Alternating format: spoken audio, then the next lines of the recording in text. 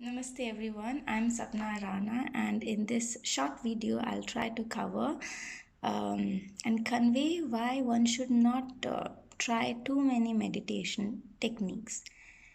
Um, so this basically does not apply to the beginners, because in the beginning, when you want to practice, you need to know which meditation technique is working for you, is best to begin with.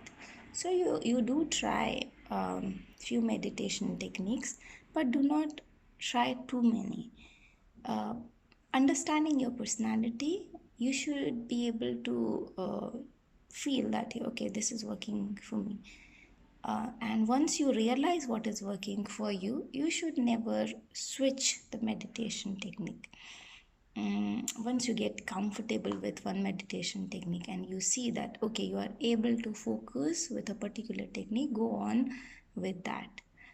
Why one should not change the meditation technique? Because be it any technique, every meditation leads to the same goal, which is one pointedness, no mind, self realization, enlightenment, whatever you call. The goal is one. Okay, and it's a pure process of purification. So once you begin your purification with one technique and you're already in process, changing the meditation would mean starting the purification process again. We're starting with zero. So that is why it is not ideal to do.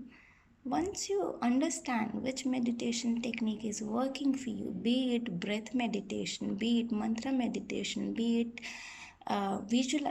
meditation technique based on visualization, be it chakra meditation. So whichever technique you are comfortable with, you feel this is something which I'm really able to do, keep practicing that every day. For meditation, you just need the support in the beginning. Later, you can practice on your own. So just identify the technique which works for you, and then to gain the benefits out of it, practice it regularly, practice it on your own, and do not change, because nobody wants to start again with zero. Okay, because I hope that makes sense. Thank you so much for watching. Namaste.